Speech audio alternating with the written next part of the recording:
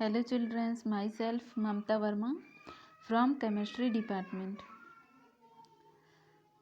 Today I will discuss about spectroscopy 2. आज हम देखेंगे फोर्स कांस्टेंट, जो है बल नियतांक। किसका बल नियतांक निकालना है? यहाँ पर हम देखते हैं कि सिंपल हार्मोनिक ऑसिलेटर होता है। सिंपल हार्मोनिक ऑसिलेटर जो कि यहाँ पे डायटोमिक मॉलिक्यूल होते हैं, वो as a simple harmonic oscillator work करते हैं। उसी की तरह उसकी प्रॉपर्टी रहती है। तो जो डायटोमिक मॉलिक्यूल रहता है उसको एक स्प्रिंग के थ्रू जोड़ दिया जाता है और उस पर जो है बल लगाते हैं। बल लगाने से वहाँ पे जो है वाइब्रेट मोशन होने लगता है।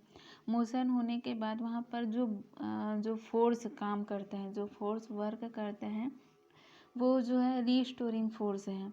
और उसके लिए क्या करना है? फोर्स कांस्टेंट निकालना है। ठीक है, तो हम देखते हैं कि now consider a diatomic molecule such as AbRHCl। यहाँ पर हम AB या फिर HCl डायटोमिक मॉलिक्यूल ले लेते हैं, उसी का ही फोर्स कांस्टेंट निकालेंगे। ठीक है, atom A is joined to B by means of a bond. यहाँ पर एटम ए जो है, यहाँ पर एटम ए दिख रहे हैं, ये एटम ए है। एटम ए और ये एटम बी। एटम ए और बी को एक बॉन्ड के थ्रू जोड़ दिया गया है। This atom constantly vibrate with respect to their mean position as shown in figure 4.5। यहाँ पर ये हो रहे हैं कि ये जो एटम ए और ए बी है उसको एक बॉन्ड के थ्रू जोड़ दिया गया है, और ये जो है अपनी जो ओन पोजीशन है ना, जो मेन पोजीशन है उसके रिस्पेक्ट में क्या कर रहा है, ये कंटिन्यूसली ऐसे वाइब्रेट करते हैं। इसको ऐसे स्प्रिंग के थ्रू जोड़ दिया गया है और ये जो है अपने ओन पोजीशन पर ही वाइब्रेट करते हैं। ठीक है, उसके बाद क्या होता है? This model may be considered to behave like a harmonic oscillator and the behavior of band like a spring obeying Hooke's rule। अब ये जो यहाँ पर फोर्स काम कर रहे हैं, ठीक है, जो फोर्स काम कर रहे हैं या फिर यहाँ पर जो ये जो सेटअप है, ये जो पूरा सेटअप है वो एक हुक्स रूल पर काम करता है। हुक्स लॉ है, उसी को ये फॉलो करता है। ये जो है सिंपल हार्मोनिक ऑसिलेटर की तरह वर्क का करेगा, और इस पर जो बैंड है ना, इससे जो बैंड मिलेगा या फिर इसे जो स्पेक्ट्रम मिलते हैं, वाइब्रेशन के थ्रू स्पेक्ट्रम मिलते हैं, वो एज अ हुक्स लॉ की तरह ही कार्य करता है। उसके प्रिंसिपल पर ही ये वर्क करता है। For such a harmonic oscillator, according to Hooke's law, restoring force is directly proportional to the displacement। अब हमें पता है जो हुक्स लॉ है ना, उसके अकॉर्डिंग जो रिस्टोरिंग फोर्स है, मतलब जो प्रत्यानयन बल है, वो डायरेक्टली प्रोपोर्शनल रहता है डिस्प्लेसमेंट के, विस्थापन के डायरेक्टली प्रोपोर्शनल होता है। यहाँ पर दिख रहा है ये है एफ ये फोर्स है directly proportional to x displacement यहाँ पर। ठीक है, अब अगर प्रोपोर्शनल को हटाएंगे तो यहाँ पर प्रोपोर्शनलिटी कांस्टेंट लगेगा के। तो क्या हो सकता है अगर निकालेंगे तो एफ इक्वल्स टू माइनस के एक्स। यहाँ पर माइनस सिर्फ डायरेक्शन को दर्शाता है। ठीक है, सिर्फ डायरेक्शन के लिए यूज़ करते हैं। और यहाँ पर ये जो एफ है वो फोर्स है, और के जो है फोर्स कांस्टेंट है, और एक्स जो है डिस्प्लेसमेंट है, विस्थापन है। यहाँ पर यही चीज़ शो हो रहा है। ठीक है, इसको इक्वेशन नंबर 1 दे देते हैं। अब उसके बाद फोर्स कांस्टेंट का डिटर्मिनेशन करते हैं। According to classical mechanics, the vibrational frequency of particle of mass m connected by a spring of force constant k is given by. यहाँ पर पहले जो सेटअप लिए थे, ए और बी को एक बॉन्ड के थ्रू, एक स्प्रिंग के थ्रू जोड़ दिए थे, वहाँ पर वाइब्रेशन हुआ, एक फोर्स ने काम किया है ना, और वो जो एटम्स है वो मास m का है। ठीक है। तो उसके लिए हम वाइब्रेशनल एनर्जी लिखते हैं, वाइब्रेशनल फ्रीक्वेंसी लिखते हैं अकॉर्डिंग टू क्लासिकल मैकेनिक्स। तो क्या लिखा जाता है, ये न्यू इक्वल्स टू 1/2π√k/m, जहाँ पर k जो है फोर्स कांस्टेंट, m जो है मास है, और न्यू जो है फ्रीक्वेंसी, वाइब्रेशनल फ्रीक्वेंसी को दर्शाते हैं। तो इसको इक्वेशन नंबर 2 दे देते हैं। ठीक है।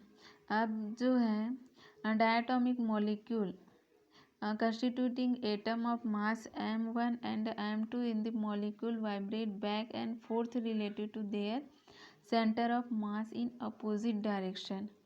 Considering their motion to be simple harmonic oscillator, the vibrational frequency is given by similar expression as given in equation 2 with m replaced by reduced mass mu of the molecule.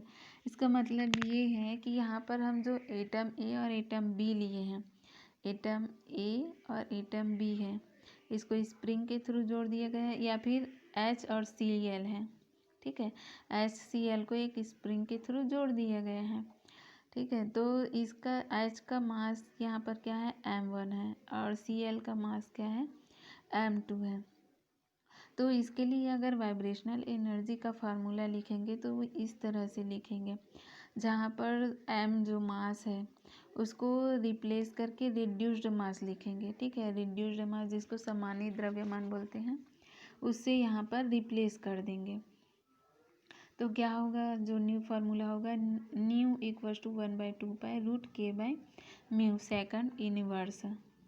ठीक है, तो और हम अच्छे से जानते हैं कि जो रिड्यूस्ड मास है उसका फार्मूला क्या होता है,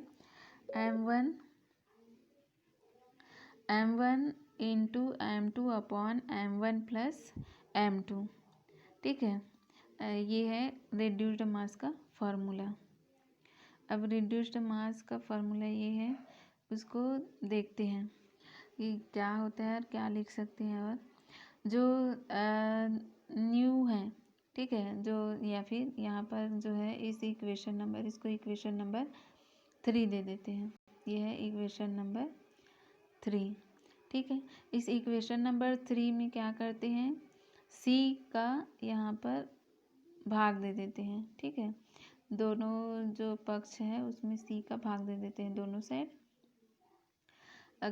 c डिवाइड करेंगे दोनों तरफ, तो क्या होगा, nu by c equals to nu bar, है ना। हमने जब वेव नंबर पढ़ा था, तो वेव नंबर जब इलेक्ट्रोमैग्नेटिक रेडिएशन की कुछ कैरेक्टरिस्टिक देखे थे, तो उसमें क्या देखे थे, एक वेव नंबर टर्म आया था।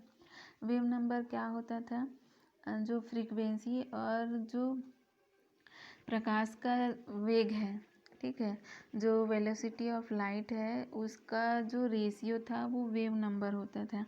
तो वही है यहाँ पर, उसको वेव नंबर न्यू बार से शो करते हैं। तो nu bar equals to 1/2πc√k/μ centimetre inverse. ठीक है, frequency of vibration nu bar can be obtained from the higher spectrum of the diatomic molecule.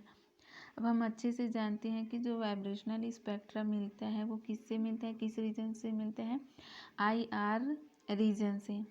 ठीक है, और वो सिर्फ डायटोमिक मॉलिक्यूल में ही मिलता है, जो वाइब्रेशनल स्पेक्ट्रा होता है या फिर वाइब्रेशनल फ्रीक्वेंसी होती है। As the diatomic molecule behaves like a harmonic oscillator, the frequency of absorption in the transition between any two energy levels will be the same as the frequency of oscillator। यहाँ पर ये है कि जो diatomic molecule है वो same simple harmonic oscillator की तरह बिहेव करता है, इसकी सारी प्रॉपर्टी उसके ही जैसी ही होती है। ठीक है, the knowing new bar and mu the value of force constant can be calculated from equation 4। इसको इक्वेशन नंबर 4 दे देते हैं। ये है इक्वेशन नंबर 4, ये वाला इक्वेशन नंबर 4 है। तो इक्वेशन नंबर 4 में अगर रिड्यूस्ड मास को, यहाँ पे ये n है, ये n मतलब होता है एवोगेड्रो नंबर। एवोगेड्रो नंबर इसके साथ अगर लिखेंगे तो कैसे लिखते हैं, mu equals to m1 into m2 upon m1 plus m2 into 1/n। ठीक है, इसको इक्वेशन नंबर 5 दे देते हैं। अब इक्वेशन नंबर 4 और 5 से हमें क्या मिलता है, nu bar equals to 1/2 pi c root के बाई म्यू बाई एन। ठीक है, अब दोनों तरफ क्या करेंगे, स्क्वायर कर देंगे। ये इक्वेशन नंबर 6 हो गए। दोनों साइड स्क्वायर करने पर क्या मिलते हैं, nu bar square equals to 1/4 pi square c square into k by mu into N by 1। ठीक है, यहाँ पर एन जो है एवोगेड्रो नंबर है, के फोर्स कांस्टेंट है, म्यू रिड्यूस्ड मास है। अब क्या होगा, यहाँ पर जो एवोगेड्रो नंबर है, एवोगेड्रो नंबर की वैल्यू क्या होती है, 6.024 इंटू 10⁻²⁵। ठीक है, 10⁻23 होते हैं। इसको रखेंगे यहाँ पर, और पाई का जो वैल्यू है वो 3.14 होते हैं, उसको रखेंगे। और जो वेलोसिटी ऑफ लाइट है, प्रकाश की जो चाल है, वो कितना होता है, 3 इंटू 10⁻10 मीटर। ठीक है, यहाँ पर ये होता है इंटू के बाई म्यू। तो पूरे को अगर सॉल्व करेंगे तो क्या होता है, म्यू बार का square equals to 17.0 into k by mu. इसको इक्वेशन नंबर 7 दे देते हैं। क्या है इक्वेशन नंबर ये 7। ठीक है, इक्वेशन नंबर 7 है। यही जो फार्मूला है वो फोर्स कांस्टेंट के लिए दिए गए फार्मूला है। इसी से आसानी से फोर्स कांस्टेंट निकाला जा सकता है। म्यू की वैल्यू रखेंगे यहाँ पर और फ्रीक्वेंसी की वैल्यू रखेंगे तो के का मान निकल जाएगा। ठीक है, इसको एक एग्जाम्पल के थ्रू समझते हैं कि कैसे निकाल सकते हैं।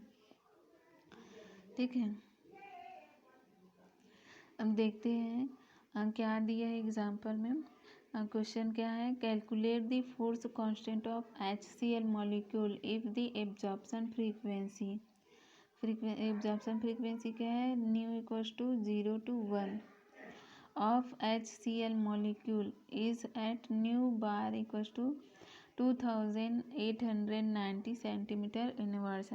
मीन्स यहाँ पर जो है क्या है, के की वैल्यू निकालना है, फोर्स कांस्टेंट म्यू की वैल्यू भी निकालना है, लेकिन वो जो है HCl मॉलिक्यूल दिया है तो आसानी से निकल जाता है, पता है हमको। ठीक है, और यहाँ पर न्यू बार की वैल्यू दिया हुआ है। तो म्यू की वैल्यू कहाँ से निकालेंगे, रिड्यूस्ड मास है m1 into m1 plus m2 upon m1 into m2, यहाँ से निकालेंगे। तो कैसे होगा, यहाँ पर m1 जो है, m1 की वैल्यू, यहाँ पर कौन सा मॉलिक्यूल है, HCl। m1 की वैल्यू क्या होती है 1.008 और Cl की वैल्यू होती है 35.5। इस वैल्यू को हम रखेंगे म्यू में। म्यू इक्वल्स टू क्या है, क्या पता है हमको, mu equals to m1 plus m2 upon m1 into m2। अगर यहाँ पे हम रखेंगे तो वैल्यू मी की जो वैल्यू है वो पूरी निकल जाएगी। ठीक है, तो यहाँ पर रखा गया है भाई, के को यहीं रखें और बाकी चीज़ को उधर ट्रांसफ़र कर दिया। जिसकी वैल्यू निकालना है उसको राइट साइड रखें, सॉरी लेफ़्ट साइड रखें और बाकी चीज़ को ट्रांसफ़र कर दिए हैं। ठीक है, तो म्यू की जो न्यू बार की वैल्यू है वो क्या है 2890 का स्क्वायर हो गया 17 के into m1 plus m2 upon m1 into m2।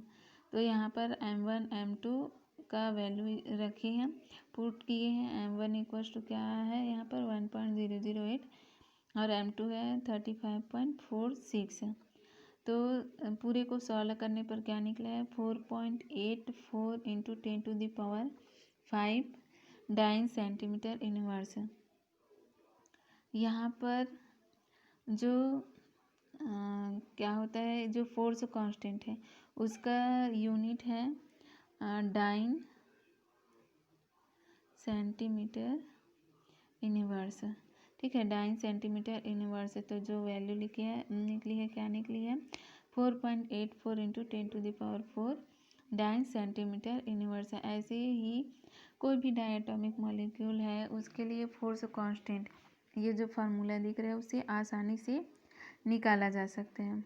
ये जो फार्मूला है उससे आसानी से फोर्स कांस्टेंट निकाल सकते हैं। ठीक है, के इक्वल्स टू क्या लिख सकते हैं, ये म्यू इंटू न्यू बार का स्क्वायर अपॉन क्या हो जाएगा 17। ठीक है, ये 17 हो जाएगा। ऐसे यहाँ पर इसको इस फॉर्मूले के थ्रू आसानी से निकाल सकते हैं किसी भी मॉलिक्यूल का force constant. Okay, thank you.